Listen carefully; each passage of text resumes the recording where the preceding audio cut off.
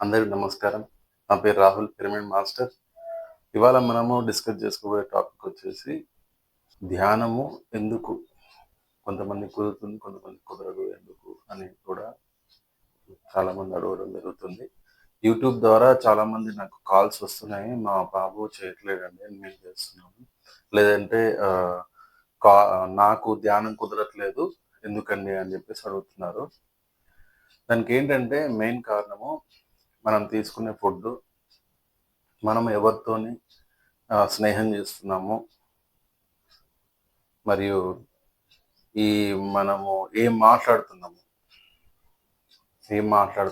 ఏంటి అన్నీ కూడా అన్నట్టు లోపట మన ఆలోచన దాన్ని బట్టి కూడా ఉంటుంది అన్నట్టు. మనం ఏం చూస్తున్నాము, ఏం మాట్లాడుతున్నాము, ఎవరితో స్నేహంగా ఉన్నాము, ఎవరిని మనము మనసులో కూడా ఒకరిని మనము వేరే నెగిటివ్ లాగా ఆలోచించినా ఆ నెగిటివ్ మనకి పాస్ అయిపోతుంది అన్నట్టు. సో అందుకనే ప్రతి ఒక్కరిని కూడా చుట్టూ ఉన్న వాళ్ళందరినీ కూడా మనము నా తోటి వాళ్ళు అనుకోవాలి. అంటే మన ఇంట్లో పుట్టిన మన అన్నదమ్ములు, అక్క చెల్లెలే కాకుండా బయట ఉన్న వాళ్ళందరూ కూడా మన తోబుట్టువులు అనే ఫీలింగ్‌తో ఉండాలన్నట్టు. ఎందుకు అనంటే మనందరం కూడా సోల్‌మేట్స్ అన్నట్టు. సోల్ అంటే మనము ఈ భూమి మీదకి రాకముందుకు మనందరం కూడా ఒక సోల్ లాగా ఉండేదన్నట్టు మొత్తం. ఒక శక్తిలాగా.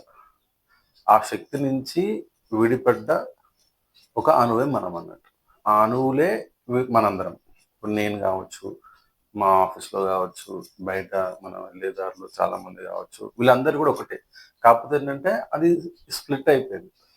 ఇప్పుడు స్ప్లిట్ అయిపోయి అలా వచ్చిందన్నట్టు. అంటే ఇప్పుడు ఫర్ ఎగ్జాంపుల్ మనము ఒకవేళ మా తాత ఎవరంటే చెప్పగలుగుతాం. మా తాత తండ్రి ఎవరు? ఆ తాత తండ్రి ఎవరు? ఏమన్నా మనం ఎంక్వైరీ చేయగలుగుతామా? చేయలేం. ఇదంతా ఒకవేళ వెళ్తే వెనక్కి వెళ్తే ఒక దగ్గర నుంచే స్టార్ట్ అయిందనే విషయం మనకు తెలుస్తదన్నమాట. సో అందుకనే ప్రతి మనిషిని, మా చుట్టూ ఉన్న ప్రతి ఒక్కరిని కూడా నా తోటి వాళ్ళు అనే భావన అనేది తెచ్చుకోవడానికి ట్రై చేయాలి. అయితే మీరు ఒకవేళ తెచ్చుకోవట్లేరనుకోండి, దానికి కావాల్సిన సాధన చేయాలన్నమాట. సాధన అంటే ధ్యానం అనేది చేయాలి. ధ్యానం అనేది డైలీ చేస్తుంటే ఏంటంటే, మీ మైండ్‌లో ఉండే చెత్తంతా బయటికెళ్ళిపోతది. అంటే ఎలాంటి చెత్త? ఆయనెవరో, ఇది నాది, ఇలాంటివన్నట్టు.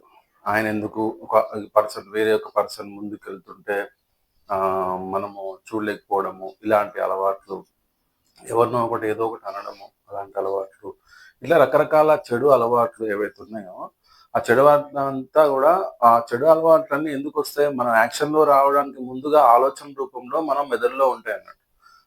అంటే యాక్షన్ ఉందంటే మెదడులో ఎక్కడో ఒక దగ్గర ఉంది. అదే యాక్షన్ రూపంలో వస్తది. మనం ఏం ఆలోచిస్తున్నామో అది బయటకొచ్చేస్తున్నట్టు. ఏదో ఒక రూపంలో మన ప్రవర్తనలో. కాబట్టి మనము ఈ ధ్యానం అనేది చేయడం వల్ల ఏంటంటే మెదడులో ఉండే చెత్త ఆలోచనలంతా బయటికెళ్ళిపోయి మైండ్ అంతా ఖాళీగా అవుతది. ఆ ఖాళీ ప్రదేశంలో మనం మంచి ఆలోచనలు తీసుకొచ్చి సేవ్ జేసుకోవాలి. ఓకేనా? అందుకే ధ్యానం ఒక్కటే గాదు. ధ్యానంతో పాటు సజ్జన సాంగత్యం జేసుకోవాలి అననేది ఎందుకంటే, సజ్జన సాంగత్యం జేస్తే సజ్జనుల్లా వచ్చేసి ఎప్పుడూ మంచి మాటలు, మంచి ఆలోచనలు, మంచి విషయాలు మాట్లాడుతుంటారన్నట్టు. వాళ్ళతోనున్నప్పుడు ఏంటంటే, మనం ధ్యానం జేసి మైండ్ అంతా కొంచెం ఎంప్టీ జేసుకుంటాం గదా! Lot of negative thoughts, negative things అన్ని బయటికి పంపించేసి ఆహ్, ఎప్పుడైతే ఖాళీగా ఉంచుకుంటామో, అప్పుడు మనం సజ్జన సాంగత్యం జేయాలి. సజ్జన సాంగత్యం అంటే సజ్జన సాంగత్యంలో సజ్జన వాళ్ళు ఎక్కడుంటారో, ఎవరో, ఏంటో మనకేం తెలుసని నన్ను మీరు అడగొచ్చు. యూట్యూబ్‌లో ఎలా అయితే వేరే రకరకాల వీడియోస్ ఉంటాయో, అలా మంచి మంచి వాళ్ళ వీడియోస్ కూడా ఉంటాయన్నట్టు. సో, దాంట్లో మనకు నచ్చిన వాళ్ళు ఎవరైనా పర్లేదు. ఈ పలానా వాళ్ళే, ఆ వాళ్ళని ఏం గాదు. వాళ్ళు మంచి విషయం చెప్పిన ప్రతి ఒక్కళ్ళు కూడా సజ్జనులే అన్నట్టు. మంచి విషయాలు, మంచి ఆధ్యాత్మిక స్పిరిచ్యువల్ థాట్స్, మంచి కా ఉన్న వాళ్ళవి మనం వినొచ్చు. ఓకేనా? చాగంటి గారు గావచ్చు, ఇంకా మన పత్రిజీ గారు గావచ్చు, ఇంకా రకరకాల చాలా మంది ఉన్నారు. మంచి విషయాలు మనం తెలుసుకుంటే ఏంటంటే అది సేవ్ అయిపోతది. ఆ సేవ్ అయిపోయింది మన ప్రవర్తనలో తేడా వచ్చేస్తుంది. మన ప్రవర్తనలో మంచి అలవాట్లు, మంచి నడవడిక అనేది వస్తుందన్నమాట. సో, ఈ రకంగా ధ్యానం కుదరకపోవడానికి కారణము ఏంటంటే, ఈ ఆహారం ఒకటి, సజ్జన సాంగత్యం ఒకటి మెయిన్ ఇంపార్టెంట్. ఆహారం కొంచెం మనము ఒక్కరోజు కొంచెం ఎక్కువ తింటే మనకెంత అనీజీగా ఉంటది. మంచి ఆహారమే ఎక్కువ తింటే అన్‌ఈజీగా ఉంటది. అలాంటిది మనం బయట ఇంకా వేరే రకరకాల ఫుడ్స్ తింటే అవి ఎట్లా ఉంటది, ఇంకా అన్‌ఈజీ ఉంటది. అలాంటి బయట దొరికే ఇంకా శాకాహారం గాకుండా మన ఈ మాంసాహారం ఎలా ఉంటది? ఇంకా భయానకంగా ఉంటది. మాంసాహారం అంటేనే ఇప్పుడు ఎలా ఉంటుందంటే అదొక హింసలాగన్నట్టు.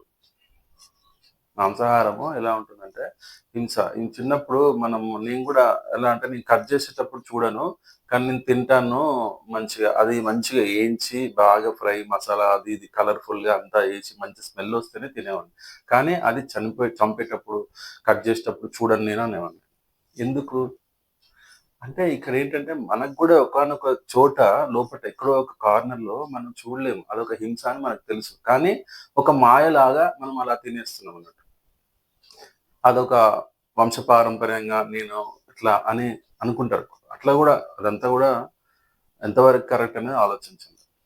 ఎందుకంటే అది గూడా మనలా జీవియే. మన ఇంట్లో చిన్న చిన్న పావురాలు, కొంతమంది ఇష్టంగా మన ఈ డాగ్స్ పెంచుకుంటారు, పక్షుల్ని పెంచుకుంటారు, చేపల్ని పెంచుకుంటారు చిన్న చిన్న చేపలు. వాటికి ఎవరైనా ఏమన్నా అంటే ఎలా అనిపిస్తది? అంటే మన ఇంట్లో ఉన్న సేమ్ అదే మూగజీవే బయట ఉంటుందన్నమాట. బయట అది ఒక కోడి రూపంలోనో, మేక రూపంలోనో, ఇంకా వేరే రకరకాల జంతు రూపంలోనో అది హింస అనేది అవుతుంది. సో, మన ఇంట్లో ఏదైతే ఉందో అదే అక్కడ గూడా ఉంటుందన్నట్టు మూగజీవి. కాబట్టి ఒకసారి ఆలోచించండి. మాంసాహారం అనేది అవాయిడ్ చేసేంటంటే మనకి సాత్విక ఆలోచనలొస్తాయి. మాంసాహారం తిన్నంత వరకు గూడా మనకు ఆ హింస అనేది బయట ఎట్లయితే జరుగుతుందో, అది లోపలికొచ్చిన తర్వాత గూడా మనం తిన్న తర్వాత గూడా మనలో గూడా భయము, కోపము ఇలాంటివుంటాయన్నట్టు. ప్రవర్తనలో చాలా తేడా ఉంటుంది. స్పిరిచ్యువల్‌గా మనం ముందుకెళ్ళలేము.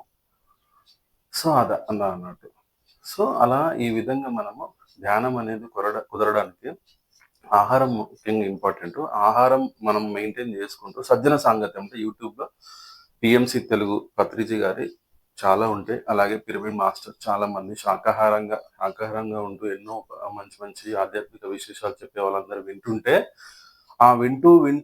వింటుంటేనే మనకి ఆ స్టేట్‌కెళ్ళిపోతామన్నట్టు. ధ్యానం చేయాలి అనే ఒక ఆలోచన వస్తుందన్నట్టు. మనం ఎప్పుడైతే మెయింటైన్ చేస్తామో, మనకి ఇగ వేరే రూట్‌లో ఎళ్ళిపోతామన్నట్టు. వేరే ఇగ అంటే ఆధ్యాత్మికం అంటే ప్రాపంచిక విషయాలలో చాలా ఇన్వాల్వ్ అయిపోతుంటాం. ఇంక ప్రాపంచిక విషయాలంటే ఇగ మీకు చెప్పాల్సిన అవసరం లేదు. ఒకసారి గెలుస్తాం, ఒకసారి ఓడిపోతాం. గెలిచినప్పుడేమో ఆనందపడతాం. ఓడిపోయినప్పుడేమో బాధపడతాం. ఇదంతా ఉంటదన్నట్టు. గెలిచినప్పుడున్న ఆనందము, ఓడిపోయినప్పుడు ఎంతో బాధన్నట్టు. మనం ఎక్స్‌పెక్ట్ జేయము ఓడిపోతాము అదని జెప్పేసి. ఆ ఓడిపోవడం అనే రుచి మనకు తెలీదు. ఒకసారి ఓడిపోయినప్పుడు చిన్నగా ఓడిపోయేది వేరు, పెద్దగా ఓడిపోయేది వేరు. చిన్నగా ఓడిపోయినప్పుడు చిన్నగా బాధపడతాం. పెద్దగా ఓడిపోయినప్పుడే మనకి ఇబ్బందులొస్తాయి. పెద్దగా ఓడిపోయినప్పుడే తట్టుకోలేము. పెద్దగా ఓడిపోయిన వాళ్ళే ఇప్పుడు ఆత్మహత్యలు జేసుకోవడము. పెద్దగా ఓడిపోయినప్పుడే ఆవేశంలో ఏదో ఒక తప్పు చేయడము. ఇట్లాంటివి జరుగుతాయన్నమాట. ఇప్పుడు టీవీలో మనం చూస్తున్నాం ఎన్నో ఇన్సిడెంట్స్. భార్యాభర్తల విషయాలు గాని. పెద్దగా అక్కడేదో ఆయన నేను ఓడిపోయిన ఒక భావంతోని కోపం వచ్చేసి ఆయన ఒక రాక్షసుడిలాగా మారిపోయి తోటి భార్యని గాని, తోటి భర్తని గాని రకరకాల ఇన్సిడెంట్స్ మనం చూస్తున్నాం. సో, ఇలా అన్నట్టు. అందుకనే ధ్యానం అనేది చాలా ఇంపార్టెంట్. ధ్యానానికి ముందు మీరు పాటించాల్సినవి ఇవన్నట్టు. ధ్యానం చేసే ముందు ఈ ఆహారం విషయం ఒకటి మరియు సజ్జన సాంగత్యం. సజ్జన సాంగత్యం అనేది మనం ఎక్కడికెళ్ళి వెతకాల్సిన అవసరం లేదు. ఎక్కడి గుడికెళ్ళి, అక్కడ ఎవరో అయ్యగారి దగ్గరికెళ్ళి కూర్చొని ఆయన చెప్తే వినాలంటూ ఏం లేదు. యూట్యూబ్ వచ్చింది. మంచి ఎలా అయితే ఉందో చెడు గూడా అంతే ఉందన్నమాట. చెడు ఎంత ఉందో మంచి గూడా అలాగే ఉంది. కాబట్టి దీంట్లో మనం వెతుక్కోవాలి. మనకేం గావాలి అనే విషయం. వన్సు నేనొక ఏజ్ వచ్చిన తర్వాత తెలుసుకుంటాను. నాకిప్పుడే ఎందుకులే. నేను ఈ ఏజ్‌లో నేను మంచిగా ఎంజాయ్ చేయాలి అది ఇది అని చెప్పి మీరు అనుకుంటారు. కానీ ఆహ్, ఆహ్, ఆ చేతగాని ఏజ్ అంటే మన బాడీ సహకరించని ఏజ్‌కొచ్చినప్పుడు మనకి ఇవన్నీ చేయడానికి అంత ఇంట్రెస్ట్ ఉండదు. ఎందుకంటే ఆల్రెడీ చెట్టు మనకి వేర్లంతా భూమిలో పాతుకుపోయిన తర్వాత ఎక్కడమ్మా ఇదవుతదండి. మనకుంది గదా ఒకటి. చెట్టు చిన్నగా ఉన్నప్పుడే దాన్ని చేసుకోవాలని అంటాం. ఎంత తక్కువ ఏజ్‌లో ఉన్నప్పుడు తెలుసుకొని దాన్ని ఇంప్లిమెంట్ చేయండి. ఒకసారి ట్రై చేయండి. దాని విషయం తెలుసుకోండి. సరే మీ మిగతా అలవాట్లు ఏవైతే ఉంటాయో అవన్నీ ఉండనివ్వండి. కానీ వీటి గురించి కొంచెం అంటే తెలుసుకోవడానికి ట్రై చేస్తుండు. ఇది తెలుసుకుంటుండి మీ దగ్గర ఉంటుండు. కానీ తెలుసుకుంటున్న దాంట్లో మీకసలు విషయం ఏంటనేది తెలుస్తది మీకు. ఈ సజ్జన సాంగత్యంలో, ఈ ఆకార విషయంలో ఇవి ఉంటే దాన్ని కొంచెం ట్రై చేస్తుంటారు మీరు స్లోగా. ఓకే. ఒకరోజు ఉందాము తినకుండా ఎలా ఉంటదో చూడండి. సజ్జన సాంగత్యం అంటే మంచి యూట్యూబ్‌లో వినండి. తలనొప్పి లేసింది మీకు, ఏదో టెన్షన్ ఉంది, భయంగా ఉంది. ఆధ్యాత్మిక విశేషాలు చెప్పేవాళ్ళు పిఎంసి తెలుగు, పిరమిడ్ మెడిటేషన్ తెలుగులో మనకి ఎంతోమంది పిరమిడ్ మాస్టర్స్ అంట మెడిటేషన్స్ చెప్పేవాళ్ళని. పిరమిడ్‌లో మెడిటేషన్ చెప్తారు. పిరమిడ్‌లో మెడిటేషన్ ఎలా చేయాలి?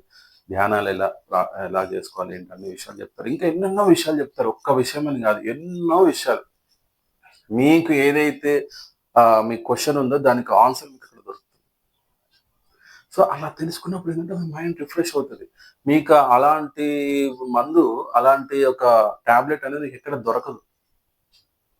బయట ఎక్కడ దొరకదు. ఎక్కడ మీకు ఉండదనమాట. సో, అందుకనే మీరు ఆహారం ఒకటి, సజ్జనుల సాంగత్యం యూట్యూబ్‌లో ఈ పిఎంసి తెలుగు ఉంది. పిరమిడ్ మాస్టర్స్ వాళ్ళకి ఆధ్యాత్మిక విశేషాలు చెప్తారు. అలాగే మీకు నచ్చిన ఎవరైనా గాని మాస్టర్స్ ఉంటే గురువులు వాళ్ళ ప్రవచనాలు వినండి. వింటూ అప్పుడు ధ్యానం చేయండి. ఎందుకు కుదరదో చూడండి. సో, అట్లనమాట.